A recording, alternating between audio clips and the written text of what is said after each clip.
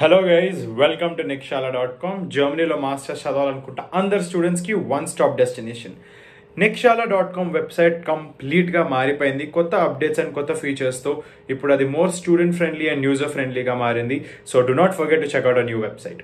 And ఇవాళ వీడియోలో మీరు ఒకవేళ మీ మాస్టర్స్ సివిల్ ఇంజనీరింగ్లో జర్మనీలో చేయాలనుకుంటే మీకు కావాల్సిన కొన్ని ఇంపార్టెంట్ డాక్యుమెంట్స్ ఏంటో చెప్తాను. So let's not waste any more time and get into the video.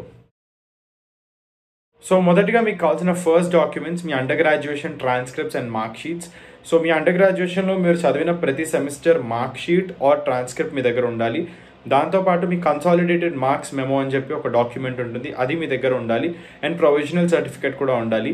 So బేసిక్గా మీరు అప్లై చేసేటప్పుడు మీ ట్రాన్స్క్రిప్ట్స్ ఆర్ మార్క్ షీట్స్తో అప్లై చేసినా కానీ మీ అడ్మిషన్ కన్ఫర్మ్ అయిపోయి మీ జర్మనీకి వెళ్ళే టైం కల్లా మీ దగ్గర మీ consolidated mark sheet, provisional certificate and OD ఈ 3 డాక్యుమెంట్స్ ఉండాలి.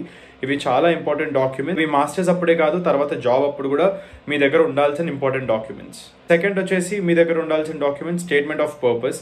స్టేట్మెంట్ ఆఫ్ పర్పస్ అనేది మీ మాస్టర్స్ అడ్మిషన్ ప్రాసెస్లోనే one of the most important documents. ఎందుకంటే ఈ ఒక్క డాక్యుమెంట్తోనే స్టేట్మెంట్ ఆఫ్ పర్పస్తోనే మీరు మీ స్టోరీ చెప్పడానికి మీకు ఆపర్చునిటీ దొరుకుతుంది.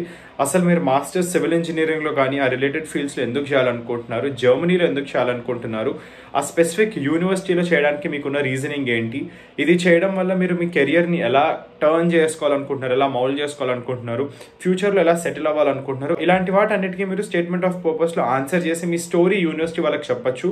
వాళ్ళ మీ పర్సనాలిటీని అసలు మీరు యాజ్ అ స్టూడెంట్ ఏంటి అనేది జడ్జ్ చేసేది మీ స్టేట్మెంట్ ఆఫ్ పర్పస్ చదివిన తర్వాతే.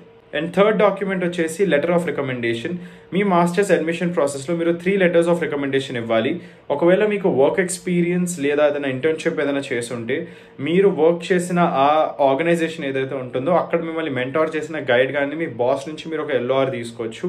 ఇఫ్ నాట్ మీ దగ్గర మీరు ఏం ఇంటర్న్షిప్ చేయకపోయినా, వర్క్ ఎక్స్పీరియన్స్ లేదు, మీరు ఫ్రెషర్ అయితే మీరు 3 LORs కూడా మీరు మీ ఫ్యాకల్టీ దగ్గర తీసుకోవచ్చు.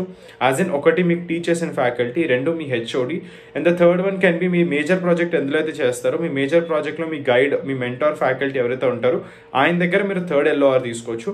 సో దీనివల్ల మీకు డైవర్సిటీ ఆఫ్ వర్క్ చూపించవచ్చు మీ LORలో. లైక్ ఒకటి వచ్చేసి మీ అకాడమిక్స్ క్లాస్ రిలేటెడ్, ఇంకోటి మీ ఓవరాల్ డిపార్ట్మెంట్కి మీ గురించి తెలిసింది ఏంటి, ఓవరాల్ అసలు మీరు ఏం చేశారు కాలేజ్లో అని చెప్పి మీ HOD దగ్గర నుంచి. And the third one can be specific about your major project, దాని గురించి హైలైట్ చేస్తూ మీ 3rd LORలో రాసుకోవచ్చు. And the fourth document is resume. Resume కూడా చాలా ఇంపార్టెంట్. మీకు ఒకవేళ వర్క్ ఎక్స్పీరియన్స్ ఉంటే మేక్ ష్యూర్ మీ రెజ్యూమేలో మీరు దాన్ని కరెక్ట్గా మెన్షన్ చేసినట్టు. అండ్ మీరు కంపెనీ అండ్ మీ డెసిగ్నేషనే కాకుండా అసలు మీరు మీ వర్క్ అంటే మీరు ఎక్కడైతే ఇంటర్న్షిప్ ఆర్ జాబ్ చేస్తారో అక్కడ మీరు ఏం చేశారు, మీరు ఎలా కాంట్రిబ్యూట్ చేశారు ఆర్గనైజేషన్కి. అంటే మీరు ఏదైనా ప్రాజెక్ట్ మీద వర్క్ చేశారా, ఏదైనా క్లయింట్స్ని మీరు కన్వర్ట్ చేశారా, మీరు ఏదైనా like what did you contribute to the organisation during your tenure అనేది ఇంపార్టెంట్. సో దాని గురించి హైలైట్ చేస్తూ ఒక పారాగ్రాఫ్ రాయండి. If you have work experience దాన్ని యూజ్ చేసుకోండి సరిగ్గా. దానివల్ల మీకు పబ్లిక్ యూనివర్సిటీస్లో అడ్మిషన్ ఛాన్సెస్ చాలా ఇంక్రీజ్ అవుతాయి. And coming to exams and everything, మీరు ఒకవేళ ప్రైవేట్ కాలేజెస్ ఆర్ ఇంగ్లీష్.కాలేజెస్కి అప్లై చేసేటట్టయితే మీరు IELTS ఎగ్జామ్ తప్పకుండా రాయాలి. English proficiency exam IELTS or TOEFL రాయాలి. అండ్ ఇందులో మీకు IELTSలో 6.5 బ్యాండ్ స్కోర్ కంటే ఎక్కువ ఉండాలి to get into any university. And అది కాకుండా మీరు జర్మన్ నేర్చుకోవాలి. German is mandatory irrespective of where you're studying. Either it's a private university or public university or German taught university or English taught university. మీరు German language అయితే తప్పకుండా నేర్చుకోవాలి. మీరు ఒకవేళ ఇంగ్లీష్ టాట్ కాలేజెస్కి అప్లై చేసినా కానీ మీరు మినిమం A1 A2 లెవెల్ అయితే క్లియర్ చేయాలి జర్మన్ది. బికాస్ మీకు వీసా ప్రాసెసింగ్ అప్పుడు మిమ్మల్ని అడుగుతారు కి లైక్ అంటే మీరు జర్మన్ కంట్రీకి వెళ్తున్నారు, జర్మన్ మాట్లాడే దేశానికి వెళ్తున్నారు, అక్కడ మీరు మినిమం జర్మన్ రాకుండా ఎలా సర్వైవ్ అవుతారని చెప్పి. So even to study in any kind of college A1 A2 level అయితే క్లియర్ చేయాలి మీరు జర్మన్ది. That is very important. So అది గుర్తుపెట్టుకోండి. And then if you're going to German taught college, మీ కాలేజ్ వాళ్ళు అంటే రిక్వైర్మెంట్ ఉంటుంది కాలేజ్ వాళ్ళకి B1 B2 C1 C2 ఈ లెవెల్స్ ఉంటాయి. ఇందులో మీరు ఎక్కడి వరకు చేయాలి అని చెప్పి ఉంటుంది. యూజువల్గా జర్మన్ ప్రొఫిషియన్సీ అనేది టెస్ట్ DAF, టెస్ట్ DAF అని చెప్పి ఎగ్జామ్ ఉంటుంది.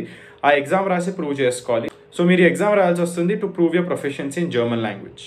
So the last document that you need to have is, అంటే మీకు ఇది అడ్మిషన్ ప్రాసెస్ అప్పుడు కాదు, అడ్మిషన్స్ అయిపోయి వీసా ప్రాసెసింగ్ అప్పుడు, దానికంటే ముందర మీ దగ్గర ఉండాల్సిన డాక్యుమెంట్ ఏంటంటే మీ ఫైనాన్షియల్ ప్రూఫ్, మీ బ్లాక్డ్ అకౌంట్లో మీరు పెట్టుకున్న డబ్బులు, ఎంత డబ్బులు మీ బ్లాక్డ్ అకౌంట్లో మీరు బ్లాక్ చేసి పెట్టుకున్నారనేది, అండ్ మీరు ఏదైనా లోన్ తీసుకున్నారా ఎడ్యుకేషన్ కోసం. So basically the proof of your financial capabilities, ఇది చాలా ఇంపార్టెంట్ మీ వీసా ప్రాసెసింగ్కి.